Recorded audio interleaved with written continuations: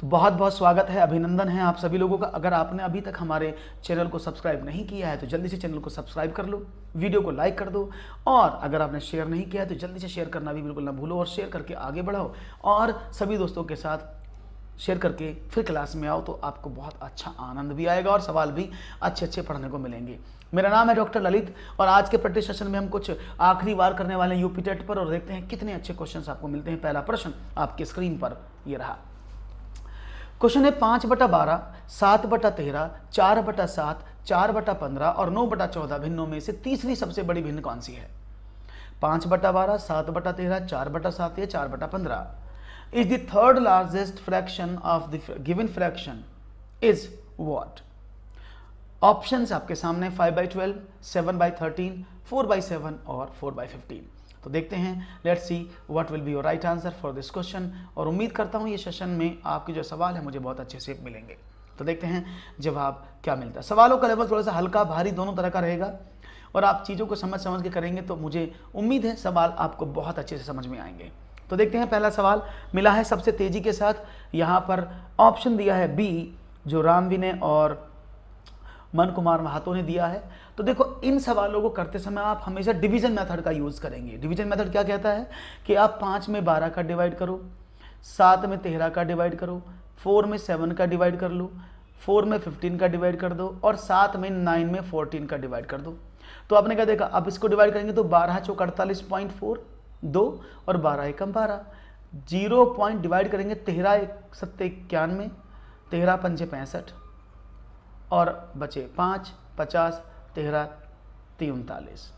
इसको डिवाइड करेंगे तो 0, 7 चौके 28, 7 5 35, कितना बचा 5 50, 7 7 49।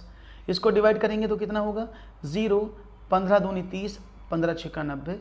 इसको डिवाइड करेंगे तो 0, 14 5 84 और बचे 6 और 14 चौके 56। अब आपने देखा इनमें कौन सी बड़ी है, तो पहले नंबर पर बड़ी भिन्न 64 ये वाली, दूसरे नंबर पर ये वाली, तीसरे नंबर पर ये वाली, चौथे पर ये और पांचवें पर ये है। उसने क्या बोला है, तीसरी सबसे बड़ी भिन्न। तो पहली बड़ी भिन्न ये, दूसरी बड़ी भिन्न ये, तीसरी बड़ी भिन्न कौन सी हो गई? That is option number B. आसान सवाल था, ए नहीं होगा, इट्स बी। 5/12 तो चौथे नंबर की बड़ी भिन्न होगी।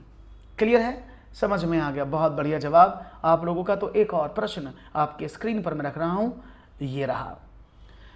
दो संख्याओं का योग 132 है तथा उनका एलसीएम यानी लैसे जो है वो 360 है। वो संख्याएं क्या हैं? दो संख्याओं का योग, the sum of two number is 132 and their LCM is 360। Those numbers are respectively. Options आपके सामने हैं और चाहेंगे जवाब क्या मिलेंगे आपके। Let's see, 62, 72, 60, 72, 72, 70, 68 और 70। तो उम्मीद करता हूँ जवाब अच्छे से देंगे आप लोग और मुझे समझ के बताएंगे कि इसका आंसर क्या है। और अखिलेश ने इसका आंसर भी 2 दिया है, क्या बात है। तो यहाँ पर 2 ऑप्शन मिला है आप लोगों का। मैं आपके कमेंट्स नीचे पढ़ता हूँ, इसलिए नीचे देखना पड़ता है बार बार, ठीक है ना। मुझे इसमें पढ़ने पड़ते हैं कमेंट, तो इसलिए इसको नीचे रखा हुआ है जिससे कि मुझे आपके कमेंट दिखते रहें। चलो यहाँ खड़ा कर लेते, देखते हैं अब कमेंट सही दिखेंगे। हाँ ओके, अब ठीक है। तो भाई देखते हैं जवाब क्या मिला है। डी और बी, सब लोगों ने अपने अपने आंसर अलग अलग देने का प्रयास किया है। समझते, देखो सवाल में आपको ज़्यादा मेहनत नहीं करनी थी, सिंपल पहली लाइन पढ़ो। दो संख्याओं का योग, सम ऑफ टू नंबर इज 132, और 2 नंबर आपके सामने लिखे हैं। तो आपने क्या काम किया, आपने इन दोनों को जोड़ा, 7 6 13 134, ये तो 132 नहीं है, इसको जोड़ा 7 6 13 132, ओके है। 7 7 14 142 गलत है, 7 6 13 138। तो सवाल तो यही हो गया कि उसने बोला दो संख्याओं का टोटल 132, सिर्फ ये ऑप्शन मिलता है जिसमें दोनों संख्याओं का टोटल 132 है ना। ऑप्शन से उड़ाओ, 1 सेकंड में हो जाएगा। कितना आसान था, यू कैन इजीली अंडरस्टैंड। अगर आप इसको बेसिक से करेंगे तो क्या होगा, एक मैं नियम बता देता हूं कि दो संख्याओं के योग यानी a प्लस बी का जो योग होगा और जो उनका एलसीएम होगा, इन दोनों का HCF जो होता है वो हमेशा इन दोनों नंबर का भी अलग अलग HCF होता है, ठीक है। जो HCF होता है वो इन दो नंबर के साथ साथ इन दोनों नंबर का भी HCF, यानी संख्याओं के योग और एलसीएम का HCF हमेशा संख्याओं का HCF भी होता है। हाँ बहुत बढ़िया Akhilesh, very good. HCF sum of number and the LCM is HCF of the numbers, very good, nice, you said nice. Okay, एक और सवाल। किसी संख्या के वर्ग का 3/5 भाग 126.15 है, वह संख्या बताइए। 3/5 of the square of A number is 126.15, find the number. और भाई लाइक भी करते रहो और शेयर भी करते रहो और मात्रा को बढ़ाते रहो, जिससे कि सभी दोस्तों के पास ये नोटिफिकेशन पहुंच जाए और आसानी से सभी लोग अपने सवालों को समझ के करें। तो किसी संख्या के वर्ग का 3/5 भाग 126.15 है, वह संख्या क्या होगी, ये आपके सामने सवाल है। तो देखते हैं वो संख्या आप क्या बताते हैं। ये तो आसान सा सवाल मुझे लग रहा है और उम्मीद करता हूं कि इसका जवाब आसानी से आप देंगे भी। संख्या बताना है तो ऑप्शन अखिलेश ने दिया है सी। बाकी सब लोग क्या कहते हैं, let's see what will be your right answer. और यहां पर आंसर सिर्फ एक मिला है, चलो समझ लेते हैं। उसने बोला एक संख्या है, मैंने माना वो संख्या a है, उसके वर्ग का 3/5 126.15 है, तो मैं a स्क्वायर निकालूं, आपने कहा निकालो 126.5 मल्टीप्लाई बाय 5/3 से डिवाइड कर दें तो 3 चौक 12, 126.15, माफ करिएगा एक और रह गया, तो 3 चौके 12, 3 दूनी 6, ना जाने का 0, 3 पंजे 15, यही तो हो जाएगा। अगर मैं आपसे बात करूं भाई 42.05 आ गया इसका आंसर। जब 42.05 में आपने मल्टीप्लाई किया, a स्क्वायर कितना हो जाएगा, आपने कहा सर 5 का मल्टीप्लाई कर दो 42.45 में, तो you will gate how much, आपने कहा 210.25, यही आएगा ना, 5 पंजे 25, 5 दूनी 10, 5 24, ठीक है 21। ओके, तो अब आपने a निकाला, अगर मैं a को फाइंड आउट करूं तो a क्या होगा, आपने कहा सर 210.25 का वर्गमूल निकाल दो। अब वर्गमूल तो दशमलव का, तो कैसे निकालें, इसके दो तरीके हैं, या तो आप इसको ऐसे लिख लो, ऐसे करके तब इसका वर्गमूल निकालो, नहीं तो डायरेक्ट निकाल दो। देखो 25 का वर्गमूल होता है 5 और 210 के ऐसे दो फैक्टर जिन दोनों की मल्टीप्लाई करें तो 210 है, लेकिन लगातार होने चाहिए, तो 14 गुणा 15 होता है ना, तो 14 यहां से आ गया, तो 14.5 is the right answer. Clear है, बहुत बढ़िया, सबको समझ में आया 14.5 कैसे आया, दैट्स नाइस, वेरी गुड। इसी तरह से आपके आंसर्स आते रहने चाहिए, लगातार क्रम से बने रहना चाहिए, जिससे कि आपको और अच्छे अच्छे क्वेश्चंस में कराऊं। थोड़ा सा बड़ा क्वेश्चन लेते हैं, अब बहुत तरह की छोटे छोटे क्वेश्चंस के साथ थोड़ा सा बड़ा क्वेश्चन आपके सामने रखते हैं। प्रश्न है 2 + √3/2 - √3 प्लस 2 - √3/2 प्लस √3 प्लस √3 + 1/√3 - 1 का मान क्या है। तो देखते हैं इसका मान आप मुझे क्या बताने की कोशिश करते हैं। तो देखते हैं कि जवाब क्या मिलेगा। Let's see what will be your right answer for this question. इसको मैं बता देता हूं, आप भी करना, साथ साथ में मैं भी कर देता हूं, क्योंकि क्वेश्चन थोड़ा सा बड़ा है। तो देखो आप सभी जानते हैं, अगर मुझे किसी भी, इसको बोलते हैं करणी, इसको बोलते हैं करणी, जिसको बोलते हैं सर्ड, ये सर्ड है। और सर्ड्स को, करणी को आप तभी सॉल्व कर सकते हैं जब क्या कहता है, उसके नीचे कोई वर्गमूल ना हो। इसको बोलते हैं परिमेयकरण, इसको बोलते हैं रेशनलाइजेशन। क्या बोलते हैं, रेशनलाइजेशन, है ना, इसको क्या बोलते हैं, रेशनलाइजेशन, परिमेयकरण। और वो कैसे होता है, इसके अपोजिट एलिमेंट से मल्टीप्लाई करके, जैसे मैं यहाँ कर देता हूँ 2 + √3 upon 2 - √3 plus 2 - √3 upon 2 + √3 plus √3 + 1 upon √3 - 1। मैं इसके अपोजिट एलिमेंट से मल्टीप्लाई करता हूं, जैसे को बोलते हैं रेसिप्रोकल, ऐसे अपोजिट सिंबल से। तो आपने क्या काम किया, 2 3 था ना यहाँ, प्लस का √3 अपॉन 2 + √3, अलग कलर से दिखा रहा जिससे कि आपको याद रहे कि मैं इसकी रेसिप्रोकल से मल्टीप्लाई कर रहा हूं। नीचे प्लस है तो माइनस से कर दिया, ऊपर देखते हैं इसमें क्या था, नीचे माइनस है तो प्लस से कर दिया, यही तो हो गया। अब क्या करें, अब हमारी बात समझ में एक आती है, मैं सिर्फ इस वाले को लेके दिखा रहा हूं आपको, जिससे कि आपको समझ में मैं क्या कर रहा हूं।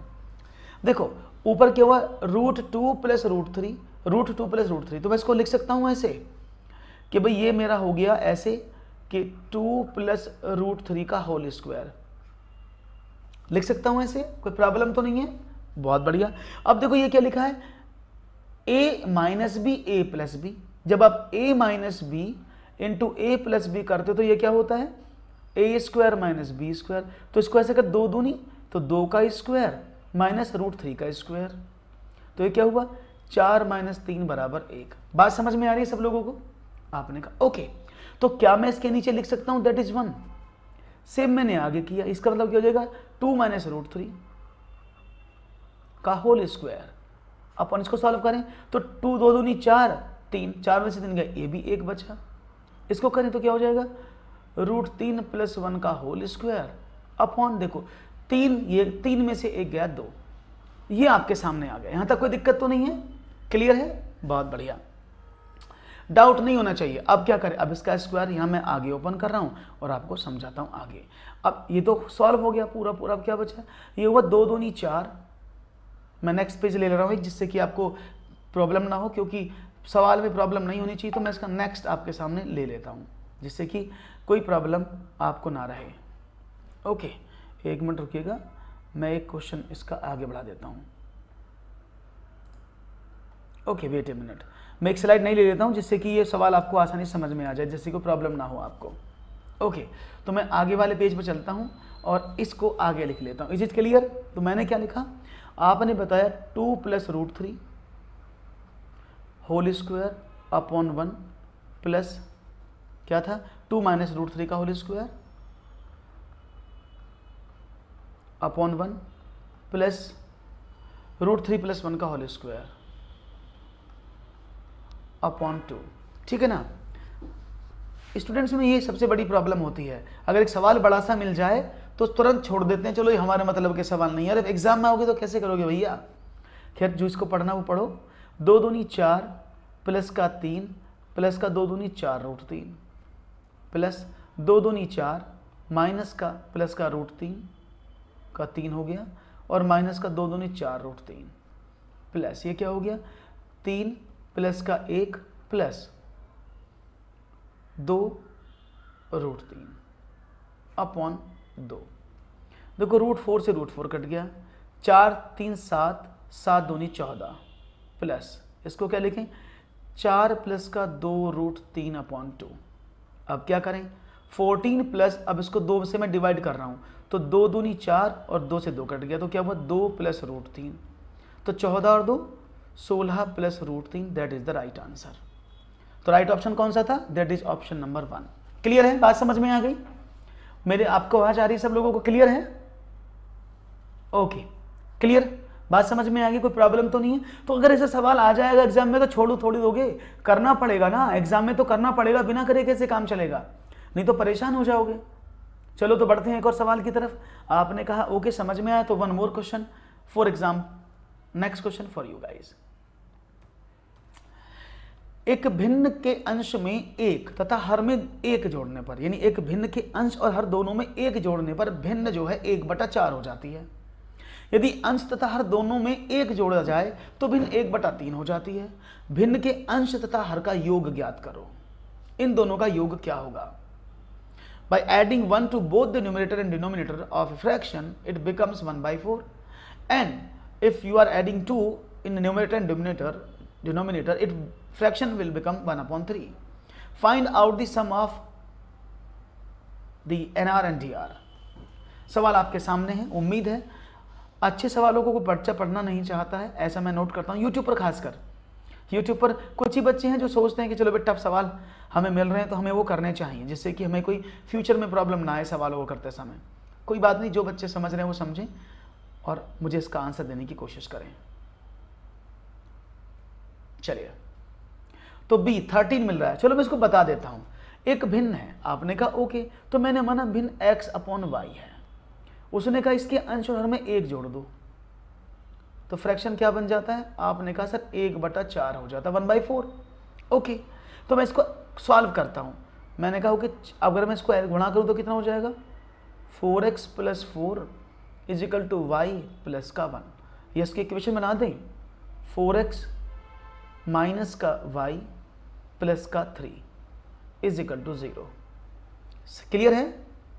ओके, दूसरे बात, बहुत बढ़िया अखिलेश। दूसरी बात करते हैं, उसने बोला सेम फ्रैक्शन था, उस फ्रैक्शन में आपने क्या कर डाला, सेम फ्रैक्शन था x अपन, अब आपने इसमें 2 जोड़ दिया, जब 2 ऐड किया तो फ्रैक्शन क्या हो गया, 1/3 हो गया। अब इसको सॉल्व कर लेते हैं तो क्या हो जाएगा, 3x + 6 = y + 2। अब इसको इधर ले आओ तो क्या हो जाएगा, आपने कहा 3x - का y = -4, इसको उधर भेज दिया, इक्वेशन नंबर 2।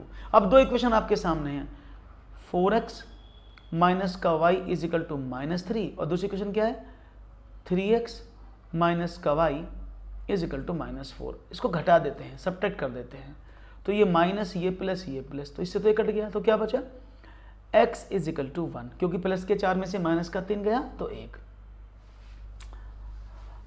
हाँ सफ़ी, 10 बजे, रात को 10 बजे, ओके, 1 आया, ओके। अब आपने इसमें वैल्यू पुट कर दिया किसी भी इक्वेशन में x का, तो ये क्या y क्या हो जाएगा, देन y = 7। तो फ्रैक्शन क्या बना, 1/7, और जब इन दोनों को ऐड करोगे तो इट विल गिव यू 8। तो राइट ऑप्शन क्या है, दैट इज 8। आपने x का मान इस वाली इक्वेशन में पुट कर दिया तो you will gate 1। Is it clear, बात समझ में आ गई, कोई प्रॉब्लम तो नहीं है किसी को।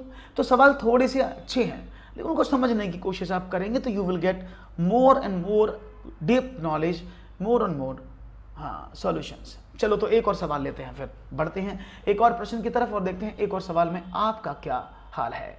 एक और सवाल, लेट्स सी। क्वेश्चन है 4 × 3 ÷ 4 ब्रैकेट 4 × 3 डिवाइड ब्रैकेट 3 × 3 और सारे ब्रैकेट क्लोज हो गए, इसका वैल्यू क्या है। नहीं, इन सवालों का शॉर्टकट कुछ नहीं होता है। इन सवालों में देखो, अगर वो फ्रैक्शन पूछता तो मैं फ्रैक्शन से ऑप्शन से कर देता, क्योंकि ये फ्रैक्शन का ऑप्शन नहीं दिया है, इसलिए शफी हमें ये ऐसे करना पड़ेगा, अदरवाइज हम इसको कर देते। अगर इसमें ऑप्शन, वो शॉर्टकट बनना डिपेंड करता है क्वेश्चन की फीलिंग पर, क्वेश्चन क्या है। ओके, सवाल आपके सामने है, चाहूंगा जवाब मिले तेजी के साथ। इनमें से कौन सा है, A 3, B 9, C 12 और D इनमें से कोई नहीं। Let's see what will be your right answer for this question. Simplification का क्वेश्चन है, इसको आसानी से करने की पूरी कोशिश करेंगे तो मुझे उम्मीद है ये हो जाएगा। अब डिपेंडेंसी आप पर है, आप भी करो, मैं तब तक बता देता हूं कैसे करेंगे सवाल को। इधर से करते हैं 4 × 3 डिवाइड बाई 4, क्योंकि बोर्ड मास क्या कहता है, सबसे पहले छोटा वाला ब्रैकेट सॉल्व होता है। जब आपने इसको सॉल्व किया तो 3 × 3 = 9 हो गया, है ना।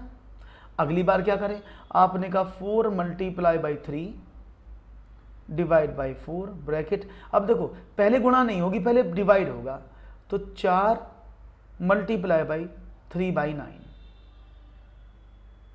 इसको बोलते हैं 1/3, है ना। तो इसको काटे तो 1/3। आगे स्टेप करें तो क्या हो जाएगा, 4 × 3 डिवाइड बाई 4 ब्रैकेट, तो 4/3। अब क्या करें, 4 × 3 डिवाइड बाई 4 चौक 16/3, लेकिन जब डिवाइड तो मल्टीप्लाई कर सकते हैं ना, तो 4 multiply by bracket 3 × 3/16, it will become 4 × 9/16। इससे ये काट दिया, that is 9/4 is the right answer. तो इसका ऑप्शन क्या होगा, ऑप्शन नंबर डी। बहुत बढ़िया, 9/4, बहुत बढ़िया जवाब आपकी तरफ से, आपने आंसर भी दे दिया साथ में, वेरी गुड अखिलेश, बहुत बढ़िया, बहुत अच्छे से आप कर रहे हैं, दैट इज 9/4। तो ये सिंप्लीफिकेशन क्वेश्चन देखने में तो लगते हैं बहुत पहाड़ हैं, खतरनाक हैं, आपसे नहीं होंगे, लेकिन आप इन प्रश्नों को आसानी से कर सकते हैं। बस थोड़ा सा धैर्य, थोड़ा सा आपको कॉन्शियसनेस दिखाना पड़ेगा, थोड़ा सा कंसंट्रेशन करना होगा, then your all question will be correct. सिर्फ मैंने बोर्ड मास को यूज किया है और कुछ नहीं किया है। एक और सवाल आपके स्क्रीन पर बोर्ड मास से ही लूंगा, चलो इसको देखते हैं इसका जवाब क्या मिलता है आपका। 1 divide by 1 divided by bracket 1 + 1 divide by bracket 1 + 1 divide by 1 + 1 divide by 2, इसका मान बताओ। तो देखते हैं क्वेश्चन नंबर 7 का आपका आंसर मुझे क्या मिलता है, लेट्स सी। उम्मीद है इस सवाल पर आप खरे उतरेंगे और जल्दी से आंसर बताएंगे। ऑप्शन क्या होगा, 1 divide by 1 + 1 divide by 1 + 1 plus 1 + 1 divide by 1 + 1 divide by 2, what will be the right answer. देखो ये भी सेम है, अगर मैं पहले इस ब्रैकेट को सॉल्व करता हूं तो ब्रैकेट में सबसे पहले डिवाइड है, तो इसका मतलब क्या हो जाएगा 1 + 1/2। इस वाले ब्रैकेट की बात कर रहा हूं मैं पूरे की। अब क्या हुआ, 2 एकम 2 और 1 3/2, तो इस पूरे ब्रैकेट का वैल्यू कितना है 3/2। अब क्या करें, अब देखो इस वाले ब्रैकेट की बात करते हैं, इस मंझले कोष्ठक की। इसमें क्या था 1 + 1, यहां पर डिवाइड था ना, जब मैं इसमें डिवाइड करूंगा तो उसको मल्टीप्लाई में बदल देते हैं ना, 2/3 हो जाएगा ना ऐसे, तो 1 + 2/3। अब क्या हुआ, ये आपने कहा 3 एकम 3 और 2 5/3, कोई प्रॉब्लम नहीं, ये ब्रैकेट भी फिनिश। अब बड़े वाले ब्रैकेट को ले लेते हैं, ये था 1 + 1 डिवाइड बाई, जब ये 5/3 पुट करोगे डिवाइड में तो मल्टीप्लाई में क्या हो जाएगा 3/5। इट विल गिव 1 + 3/5, तो 5 एकम 5 और 3 8/5 है ना। अब क्या करें, अब ये था, ये ब्रैकेट पूरा हो गया, अब ये वाला बचा, तो 1 डिवाइड बाई 8/5, और मैंने क्या बताया था अगली बार मल्टीप्लाई में करके अपोजिट कर दो, तो 5/8 is the right answer. Any issue, any problem? तो आपको एक एक स्टेप से चलना है इन सवालों में, बहुत ही और ज़्यादा इन सवालों में बहुत ज़्यादा धैर्य और बहुत ज़्यादा कंसंट्रेशन की जरूरत पड़ती है, क्योंकि अगर आप एक भी स्टेप गलत कर देते हैं तो आपका आंसर गलत हो जाता है, जो प्रॉब्लम क्रिएट करता है। बात समझ में आ गई ना? आसान है, you can easily handle this question, great. तो राइट ऑप्शन था बी। एक और सवाल आपके स्क्रीन पर रख रहा हूं, उम्मीद करता हूं ये सवाल भी आप मुझे बहुत अच्छे से देने वाले हैं। ओके, वेरी गुड, सबने कहा बी। चलो, 11 संख्याओं का औसत 63 है, यदि पहली 6 संख्याओं का औसत 60 है और अंतिम 6 संख्याओं का औसत 15 हो, तो छठी संख्या क्या है? The average of 11 numbers is 63. If the average of first 6 number is 60 and the average of last 6 number is 65, तो find out the sixth term. तो इन सवालों को कैसे करते हैं आप सभी जानते हैं। अगर मैं औसत की बात करता हूं तो औसत क्या होता है? एवरेज। एवरेज क्या होता है? सम अपॉन नंबर ऑफ डिजिट, ये तो होता है। अगर मैं बात करूं सम निकालने की, टोटल सम कितना होगा, तो आप कहेंगे एवरेज में मल्टीप्लाई कर दो नंबर ऑफ डिजिट्स के, है ना, you will get the answer. Clear है? कोई प्रॉब्लम तो नहीं है? यस के नो, हाँ के ना, is it clear? Very good. तो यहां पर ये बात समझ में आ गई आपको, ग्रेट। अब क्या करें, सम बराबर एवरेज इनटू नंबर। अब हुआ क्या, हुआ ये, उसने बोला 11 संख्याओं का औसत 11 है, तो अगर 11 संख्याओं का एवरेज 63 है तो कुल योग कितना हो गया? आपने कहा 693, ठीक है ना। ओके, नेक्स्ट उसने बोला टोटल नंबर संख्याओं के देखे तो इतना था। अब उसने क्या बोला, पहली 6 संख्याओं का, तो फर्स्ट 6 नंबर का एवरेज 60 था और लास्ट 6 नंबर का एवरेज 65 था।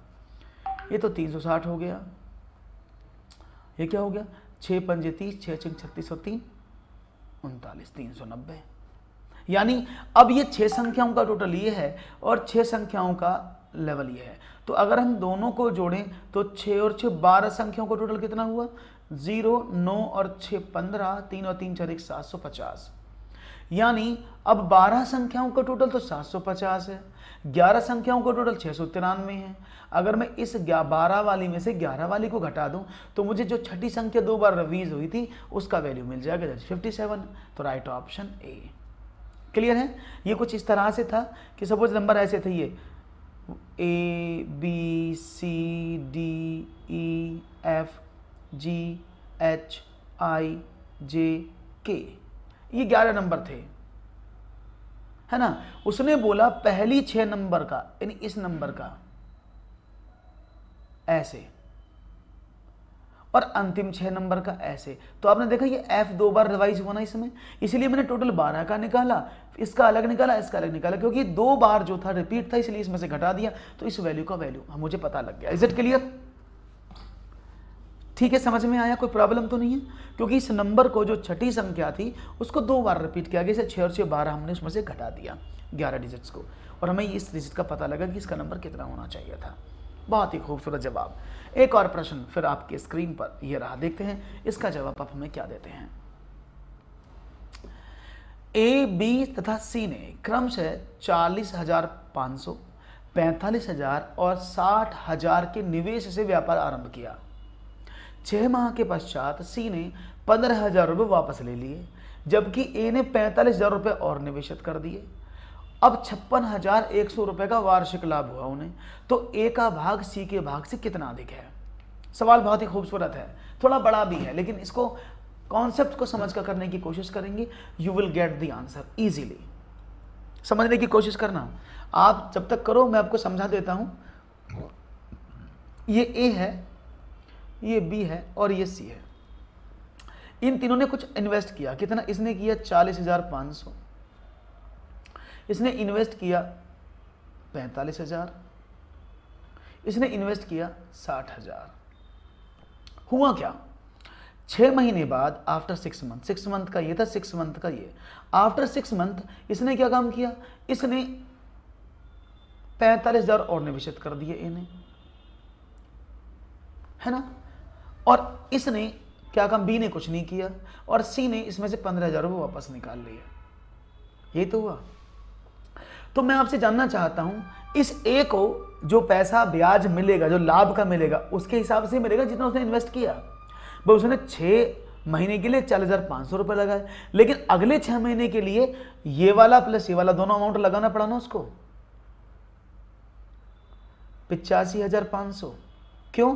क्योंकि पहले 6 महीने के लिए ये था, लेकिन 6 और 6 12 महीने टोटल अमाउंट कितना होना? तो अगले 6 महीने के लिए उसे इस पर ब्याज मिलना चाहिए था, इसमें से हिस्सा मिलना चाहिए था। बी ने कुछ नहीं किया तो बी को तो इसी में से हिस्सा मिलना था। सी ने क्या कम कि पहले 6 महीने के लिए 60,000 था, लेकिन अगले 6 महीने उसने 15,000 कम कर दिए, तो अगले 6 महीने के लिए उसे 45,000 पर पैसा मिलेगा। भाई जैसे जैसे वो पैसा लगा रहे वैसे वैसे तो रिटर्न लेंगे ना। हो गया सवाल। तो अगर मैं ए बी सी के रेशो को निकालूं, इसका मतलब क्या है? ए के लिए आपने देखा 6 महीने के लिए 40,500 प्लस अगले 6 महीने के लिए 85,500 रुपये उसने लगाए। बी की बात करें, उसने 6 महीने के लिए 45,000, फिर अगले 6 महीने के लिए भी 45,000 रुपये लगाए, क्योंकि उसके अंदर कुछ चेंज ही नहीं किया। अगर हम सी की बात करें तो पहले 6 महीने के लिए उसने 60,000 रुपये इन्वेस्ट किए, लेकिन आगे आने वाले 6 महीनों में उसने सिर्फ 45,000 रुपये इन्वेस्ट किए, क्योंकि 15,000 वो निकाल लिए। यही कहानी बनेगी ना। अब देखो ये एवरेज है, ये औसत नहीं है, ये रेशो में हम निकाल रहे हैं। तो रेशो में क्या होता है? अगर कोई कॉमन डिजिट है तो उसको हम बाहर निकाल देते हैं, सभी में से डिवाइड कर देते हैं। जैसे मैं देखूं यहाँ पर 6 और 2 जीरो, 6 2 जीरो, सभी में 6 2 जीरो कॉमन है, देख रहे हैं ना आप, सभी में 6 और 2 जीरो कॉमन है ना। तो मैंने इसमें से उसको बाहर निकाला तो क्या बचा? ये बचा 405 प्लस का 855। दूसरे वाले में देखो 6 से 6 काटा तो कितना बचा? 450 ओनली, प्लस 450। नेक्स्ट वाले में देखा तो 6 कट गया तो कितना बचा? यहाँ 600 प्लस 600, 600 प्लस 450। तो ये टोटल उनका हिस्सा बना। टोटल करें तो 8 4 1260, ये तो 1260 हो जाएगा ना। अनुपात ये कितना हो गया? 900। ये कितना हो गया? 1050। फिर देखो कॉमन 10 है सब में, इसको काट दो तो क्या बचा? 126 अनुपात 90 अनुपात 105। अगर मैं इसको 3 से काटूं तो 3 से डिवाइड होगा कि नहीं होगा? इसको देखते रहो, क्या 3 से डिवाइड हो जाएगा? आपने कहा सर क्यों नहीं होगा? 3 से डिवाइड तो इसको होना पड़ेगा, है ना। तो 3 से डिवाइड कर दें, तो 3 से डिवाइड करते हैं तो 6 और 2 8 9 5, 3 से ही होगा। तो 3 चौके 12 और 3 दूनी 6, 30 तिया 90, 3 से काटे 35 तिया 105। और भी छोटा हो सकता है, आप चाहें तो इसको और छोटा भी करने की कोशिश कर सकते हैं, लेकिन मेरे हिसाब से और छोटा नहीं होगा। अब यानी जो उनका फायदा 1 साल का हुआ है वो इस अनुपात में बटेगा, जो उनका फायदा हुआ है वो इस अनुपात में बटना चाहिए, 42 30 और 35 में। तो हम क्या करेंगे? उसने बोला ए का भाग सी के भाग से कितना अधिक है, तो ए का भाग कितना है? 42, सी का भाग कितना है? 35। तो 42 में से 35 घटाए तो कितना बचा? 7 अनुपात। तो ए का भाग सी के भाग से 7 हिस्से ज्यादा है। और अगर मैं टोटल अमाउंट देखो तो कितना है? इधर कर देता हूं, इस मोबाइल को इधर रख देता हूं। टोटल अमाउंट देखो तो कितना है? आपने कहा 56,100 मल्टीप्लाई बाई 7 अपॉन टोटल कितना हुआ? 4 3 7 और 3 10, 5 और 2 7, 107 होना चाहिए। हाँ जी 107 होना चाहिए। आपने कहा ओके, अब इसको डिवाइड आप कर सकते हैं। Now you will get the answer. Okay, मेरे हिसाब से अब आप इसको आसानी से कर सकते हैं। क्लियर है? इसमें एक ऑप्शन ए भी होना चाहिए, नन ऑफ दीज, क्योंकि इसमें से आएगा नहीं, पॉइंट में आंसर आएगा। अब इसको सॉल्व कर लो, यही इसका आंसर हो जाएगा पॉइंट्स में। ठीक है ना? तो अब तो कर सकते हैं। 7 मैंने क्यों यूज़ किया, सबको पता लगा कैसे यूज़ किया 7 और कैसे पूरा सवाल हुआ। तो बेसिक कॉन्सेप्ट के साथ आप पढ़ेंगे तो आप बेसिकली चीज़ों को समझेंगे और जानेंगे और कोई भी सवाल आपसे गलत नहीं होगा, ऐसा मेरा मानना है। तो चलो एक और सवाल की बात करते हैं। जब रेलगाड़ी की चाल 20% बढ़ती है तो वह समान दूरी को तय करने में 20 मिनट कम लेती है। उसकी वास्तविक चाल से उसकी समान दूरी को तय करने में कितना समय लगेगा? हाँ, वो 3,670 आएगा, इसलिए मैंने उसको यहाँ से हटा दिया है, क्योंकि वो अब कैलकुलेशन कर सकते हैं आगे। नन ऑफ दीज इसका आंसर होगा। जब रेलगाड़ी की चाल 20% बढ़ती है तो भाई कोई बात नहीं है, अब उसकी चाल आपने 20% बढ़ा दी, तो उसने बोला है कि भैया अब बताओ सामान्य चाल से उसे कितना टाइम लगेगा, तो उसे कितना समय लगेगा, क्वेश्चन ये है। जब रेलगाड़ी की चाल 20% बढ़ती है, नहीं कोई चाल होगी उसकी पहले, अब आपने उसको 20% बढ़ा दिया, तो समान दूरी तय करने में 20 मिनट का टाइम कम लेती है। जो पहली दूरी तय कर रही थी उससे वो 20 मिनट कम ले लेती है। तो उसकी वास्तविक चाल से उसकी समान दूरी को तय करने में कितना समय, जो उसकी पहली स्पीड थी उससे कितना, 140 मिनट। इसको भी समझा देते हैं, बेसिक से समझिएगा सवाल को आपको एक बार में। तो कॉन्सेप्चुअल स्टडी बहुत ज़रूरी है। तो मैंने उसका माना जो उसकी आरंभिक चाल थी ना, भाई प्रारंभिक चाल पूछा है ना, जब भी तो मुझे अगर उसमें जिसकी प्रारंभिक चाल पता लग जाए तो मेरा सवाल हो जाए। डिस्टेंस कांस्टेंट है, डिस्टेंस बराबर है, तो आपने कहा कि मैंने माना जो उसकी इनिशियल वास्तविक चाल थी वो x किलोमीटर प्रति घंटा है। ठीक है ना? अब आपने कहा वो समान दूरी को तय करती है, चलो उसको भी देखेंगे। उससे पहले एक बात समझो, अगर उसकी चाल में हमने 20% की वृद्धि कर दी, फॉर एग्जांपल बोला ना उसने उसकी सामान्य चाल में 20% की वृद्धि कर दो, तो x में अगर आप 20% की वृद्धि कर देंगे तो 120/100, यानी उसकी चाल 1.2x हो गई। पहले उसकी चाल x किलोमीटर प्रति घंटा थी, अब उसकी चाल 1.2x किलोमीटर प्रति घंटा हो गई, क्योंकि उसने 20% बढ़ा दिया। यहां तक कोई दिक्कत तो नहीं है, यहां तक कोई दिक्कत होनी भी नहीं चाहिए। अब उसने कहा क्योंकि दूरी समान है, याद रखना अगर डिस्टेंस बराबर, आप सभी जानते हैं ना speed is equal to distance upon time होता है। अगर मैं डिस्टेंस निकालूं तो क्या होगा, स्पीड इनटू टाइम, क्योंकि उसने बोला दोनों बार डिस्टेंस कांस्टेंट है। जब डिस्टेंस कांस्टेंट होती है तो क्या होता है, speed 1 time 1 is equal to speed 2 into time 2 होता है। ये हम रखते हैं जब भी डिस्टेंस कांस्टेंट हो। फॉर एग्जाम्पल स्पीड कांस्टेंट है तो क्या करेंगे, d1 upon t1 is equal to d2 upon t2 होगा। जो फॉर्मूला बचा है उसे बोले टाइम कांस्टेंट है, टाइम का फॉर्मूला क्या होता है, आपने कहा सर डिस्टेंस अपॉन स्पीड, तो कैसे निकालेंगे दोनों को, d1 upon s1 is equal to d2 upon s2। याद रहेगा, जो चीज कांस्टेंट है उसको रोक के जो फॉर्मूला उसमें 1 और 2 पुट कर दो, आपका सवाल अपनी तरफ बढ़ चलेगा। अब स्पीड 1 की हम बात करते हैं। भाई स्पीड 1 कितनी थी हमारी, आपने कहा कि सर हमारी स्पीड थी x और हमने माना टाइम लगा t इज इक्वल टू, हमारी स्पीड कितनी थी दूसरी, हमने बोला हमारी दूसरी स्पीड की थी 1.2x और टाइम कितना हुआ, उसने बोला पहले वाले से 20 मिनट कम लगे, तो t में से मैं 20 मिनट कम कर दूं, क्योंकि मेरी सारी चीज किलोमीटर प्रति घंटा में है तो मैं 20 मिनट कम नहीं कर सकता, मुझे किलोमीटर घंटे में ही बात करनी पड़ेगी, तो मुझे 20 मिनट को घंटे में कन्वर्ट करना पड़ेगा। दिस वन, अब देखो ये हो गया xt is equal to 1.2xt plus, तो 12, इसको देखे कितना हो गया, अब आपने देखा इसको माइनस का, माफ करिएगा, तो 12 दूनी 24, एक से काटे 3 बार, तो क्या बना minus 1.2x upon 3।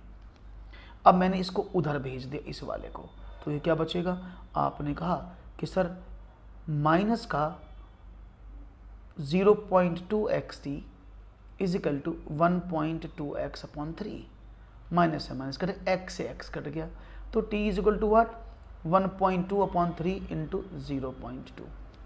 That is, जहाँ तक किसी को समझ में ना आए तो प्लीज़ मुझे बता दे कि सर हमें यहाँ पे समझ में नहीं आ रहा है, तो मुझे उम्मीद है कि वो समझ में आ जाएगा। ठीक है, कोई दिक्कत किसी को हो तो मुझे बता देना भैया।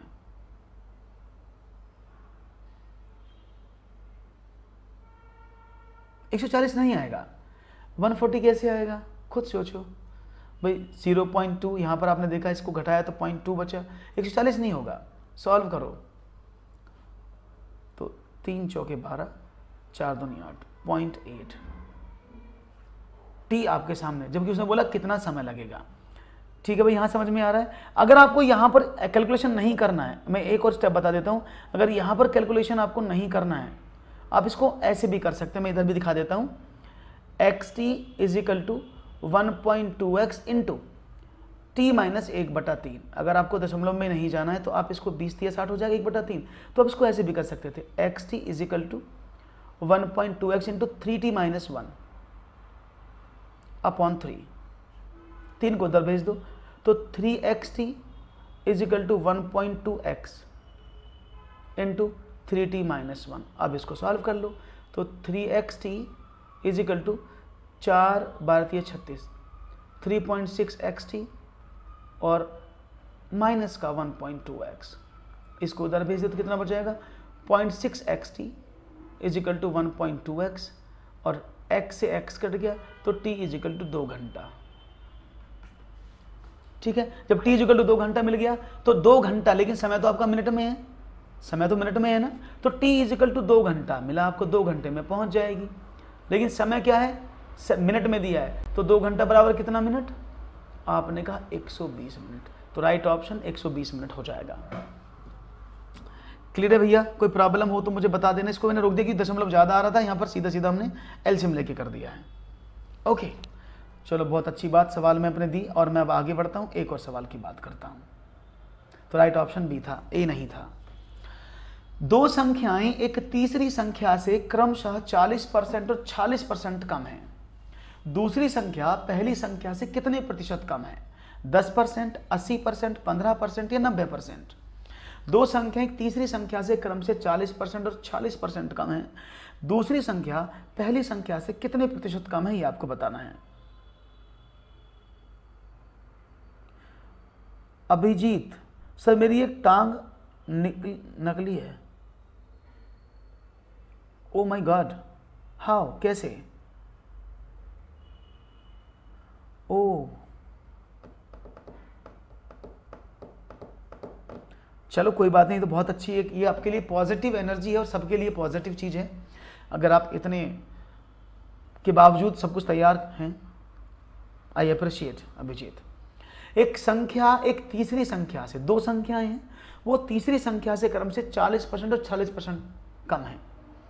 दूसरी संख्या पहली संख्या से कितने प्रतिशत कम है? देखते हैं जवाब क्या मिलता है। 10%। ए, सबने कहा 10%, बहुत बढ़िया जवाब। तेजी से देते हैं, बड़ा अच्छा लगता है जब तेजी से स्पीड अप सवाल आते हैं तो बड़ा अच्छा लगता है। चलो बहुत अच्छी बात आपने कही, कितने परसेंट कम है? तो देखो खुद सोचो, सवाल को बड़े आसानी से समझो। भाई पहली संख्या, एक दो संख्या हैं, वो भाई तीसरी संख्या मैंने 100% मानी फॉर एग्जाम्पल। उस जगह दो संख्या, पहली वाली संख्या 40% कम है, तो पहली संख्या कितनी हो जाएगी भाई? 100 में से 40 कम कर दिया, 60 हो गई। दूसरी वाली संख्या 40% कम है, तो यानी 100 में से आपने 40 घटा दिया, तो कितनी हो गई? आपने कहा 54% है। यही तो बोलोगे भाई। अगर हम बात करें पहली संख्या 60, दूसरी 54 है, उसने बोला तो ये पहली संख्या दूसरी संख्या से कितने प्रतिशत कम है, तो क्या करोगे? इन दोनों का अंतर देखें तो कितना है? 6। कितने से? 54 से, और मल्टीप्लाई बाई 100। ऐसे तो करोगे भाई। अगर आपको सवाल कराया जाए तो ऐसे तो करोगे भाई। 6 और 60 से निकालना, तो माफ़ करिएगा, इट्स 60 ना, तो 6 ढाई 60 और 10 250, तो 10% कम है। पहली संख्या दूसरी संख्या से 10% कम। बहुत बढ़िया जवाब, 10%। समझ में आया कैसे हुआ? तो आप इसको ऐसे, अगर x से करेंगे तो पहली संख्या x है, उसकी दूसरी संख्या उन्हें 40% कम बताई, तो x का 40% x में से, ये बहुत बड़ा हो जाएगा ऐसे। तो ऐसे नहीं करना, बस सिंपल समझो जो मैंने बताया, फिर से समझ लो कि भाई एक संख्या थर्ड वाली 100% है, उसने बोला पहली संख्या 40% कम है, तो 40% कम कर दिया, तो पहली वाली संख्या 60% हो गई। दूसरी वाली संख्या 40% कम थी, तो ये कितनी? ये 54% हो गई। उसने बोला ये वाली संख्या से कितने परसेंट कम है, तो कितने परसेंट कम है? आपने कहा 60 में से 54 गई तो 6। कितने में से? 60 में से। और परसेंटेज में कैसे बदलते हो? 100 का मल्टीप्लाई। तो you will gate 10. It's very easy. अगर आप विदाउट फॉर्मूला करोगे तो ये बहुत आसानी से हो जाएगा. तो राइट ऑप्शन था ऑप्शन नंबर 10. क्लियर, बहुत अच्छा जवाब. एक और सवाल, थोड़ा सा और मजबूत सवाल लेते हैं आपके समक्ष और देखते हैं इस मजबूत सवाल में आप कितने मजबूती से सवाल का जवाब देने की कोशिश करते हैं. Okay, let's see. One more question for you. दो संपूरक कोण 2:3 के अनुपात में हैं. कोण कितनी डिग्री के हैं? दो संपूरक, two supplementary angles are in the ratio 2:3. How many degree are the angles? देखते हैं जवाब क्या मिलता है. There are two supplementary angles are in the ratio 2:3. How many degrees are the angles? यानी वो कोण कितने कितने डिग्री के हैं. दो संपूरक कोण हैं, सप्लीमेंट्री एंगल हैं, 2 और 3 के अनुपात में हैं. कोण कितनी डिग्री के हैं ये आपको बताना है. तो देखते हैं जवाब क्या मिलता है. Let's see what will be your right answer.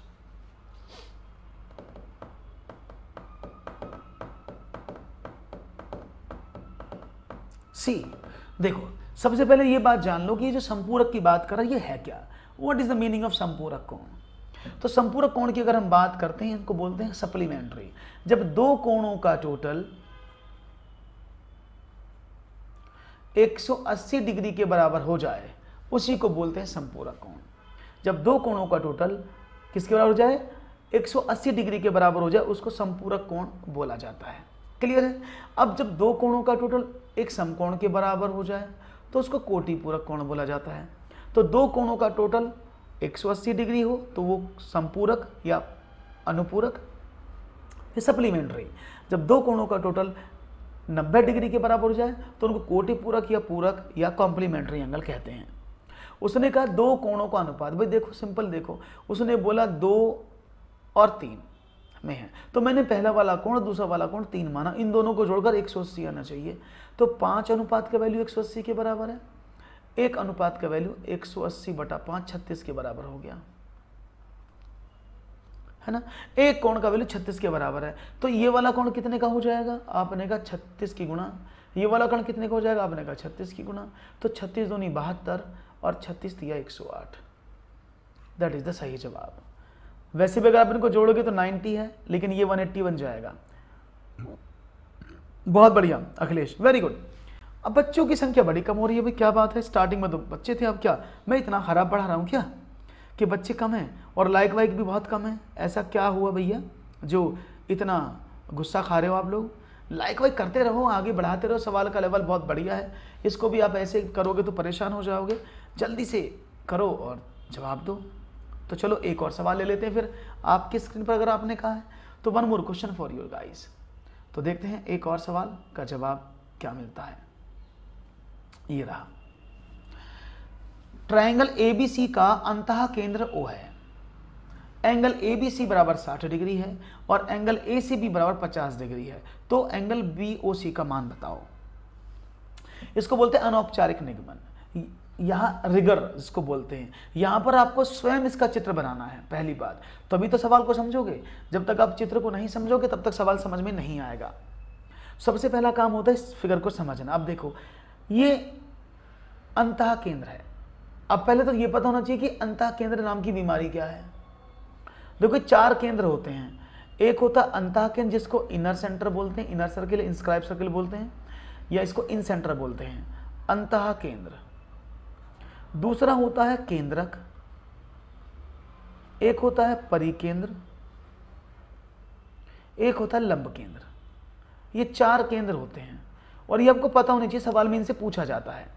अगर मैं अंतः केंद्र की बात करूं उसको बोलते हैं इन सेंटर.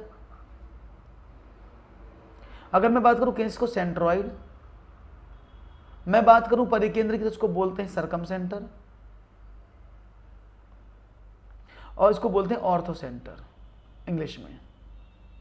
अब उसने बोला अंतः केंद्र, तो ये बनते कब कब हैं. देखो अंतः केंद्र जब भी बनता है वो एंगल के बाइसेक्ट से बनता है. एंगल बाइसेक्टर्स यानी कोणों के समद्विभाजक से. जब केंद्रक बनता है तो वो क्या बनता है, वो मीडियन से बनता है, माध्यिकाओं से. जब ये लंब केंद्र की बात करता हूं तो बनता है तो वो बनता है राइट एंगल से यानी परपेंडिकुलर से. और जब परिकेंद्र की बात करते हैं वो बनता है परिपेंडिकुलर पर बाइसेक्टर ऑफ ए जो भुजा है उससे. ठीक है. अब क्या करें, उसने बोला अंतः केंद्र। अंतः केंद्र का मतलब क्या होता है कि ये कोई भी कोण रहे होंगे, तो अंतः केंद्र का मतलब होता है कि इन कोणों के अर्धक, इन कोणों के बाइसेक्टर्स जहां मिलेंगे वहीं पर अंतः केंद्र बनेगा ऐसे। तो ये केंद्र, उसने बोला अगर ये ए है, ये बी है और ये सी है, उसने बोला अगर ए बी सी 60 डिग्री है, अगर ये कोण 60 का था टोटल, तो ये कितना, ये 30 का हो गया, ये भी 30 का हो गया। अगर आपको प्रॉपर्टी पता है तो आप इजीली सवाल को कर लेंगे, है ना। उसने बोला ए सी भी 50 है, जब ए सी भी 50 है, ये वाला 50 है, तो 25 का ये हो गया, 25 का ये हो गया। उसने बोला है बी ओ सी, इस वाले एंगल का मान बताओ। अब देखो यहां पर ये ट्रायंगल आपके सामने निकला ऐसा, ये बी है, ये ओ है और ये सी है। एंगल बी का वैल्यू 30 डिग्री है, एंगल सी का वैल्यू 25 डिग्री है। अब इसका एंगल बताओ। आप सभी जानते हैं कि एक एंगल के जो त्रिभुज हैं उनका सम, एक त्रिभुज के जो ट्रायंगल के जो कोण हैं, अंतः कोण है, उनका टोटल 180 डिग्री होता है। अब आपने देखा दो कोण तो दिए हैं 30 और 20 55, तो अगर 55 घटा दो तो कितने का बचा, 125 का ना। तो यानी ये वाला जो कोण होगा वो 125 डिग्री का होगा। आपको ये बस पता होना चाहिए कि ये केंद्र क्या है, अंतः केंद्र क्या है, परिकेंद्र क्या है। जब तक आपको ये नहीं पता होगा तो ये आपको प्रॉब्लम करेगा, ठीक है ना। बिल्कुल बिल्कुल, मैंने बिल्कुल बेसिक से बताया है। आप इसको ऐसे भी कर सकते हैं कि 180 माइनस 60/3, बिल्कुल वही बात है। लेकिन ये आपको मैंने समझाने की कोशिश की जिससे कि कोई भी बच्चे को प्रॉब्लम ना हो और वो आसानी से सवालों को समझ ले। Is it clear? सभी लोगों को समझ में आ रहा है? कोई ऐसा मेरा साथी जिसको समझ में ना आया हो, ही और शी कैन आस्क। तो एक और सवाल लेते हैं, आपके स्क्रीन पर ये रहा। एक और ऐसा सवाल है, एक ट्रायंगल ABC में एंगल BAC 75 डिग्री है, एंगल ABC 45 डिग्री है, BC को D तक बढ़ाया गया है। यदि एंगल ACD X डिग्री हो तो 60 डिग्री का X/3% क्या है?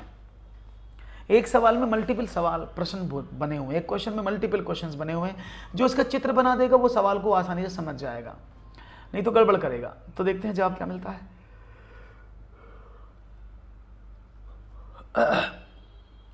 आपके सामने क्वेश्चन मैंने रख दिया है, मैं चाहूंगा इसका आंसर मिले।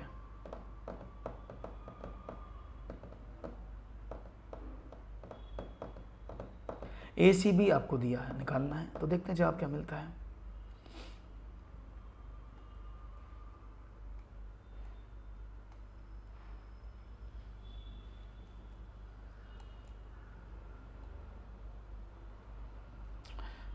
मैं समझा देता हूँ क्योंकि टाइम लगेगा ऐसे तो करने में बहुत ज़्यादा। मैं समझा देता हूँ। क्वेश्चन क्या है, एक ट्राइंगल ABC है। चलो भाई, ये मैंने ABC बनाया। फॉर एग्जांपल ये A है, ये B है और ये C है। उसने बोला इसमें BAC ये 75 डिग्री का है। उसने बोला ABC 45 डिग्री का है। तो सबसे पहला काम तो ये आया ना, ये क्या है भाई, 75 का है, ये 45 का है, तो C कितने का बना? आपने कहा सर 75, 45, 110, 120, 60 डिग्री का है C। तो C कोण 60 डिग्री का है, कोई प्रॉब्लम नहीं है। उसने बोला यदि ACD, अब देखो उसने इसको आगे बढ़ाया ऐसे D तक। उसने बोला ACD इस वाले एंगल का वैल्यू बताना है। ये तो आप जानते हैं, जब ये 60 का है तो ये तो लीनियर पेयर बनेगा ना। एक्सटर्नल एंगल कितने का होगा? लीनियर पेयर तो बनता है। तो ये कितना, 120 डिग्री का हो गया। तो X जो है वो 120 डिग्री है। क्लियर है? यहां तक तो प्रॉब्लम नहीं होनी चाहिए किसी को। यस कैन हो? Is there any problem in this question? कोई प्रॉब्लम नहीं होनी चाहिए।